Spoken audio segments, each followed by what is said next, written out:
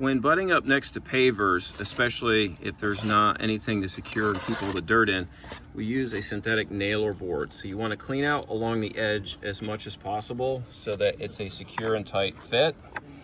And then you'll drop the top of the nailer board down anywhere between a ½ inch to a full inch based upon the turf that you're using.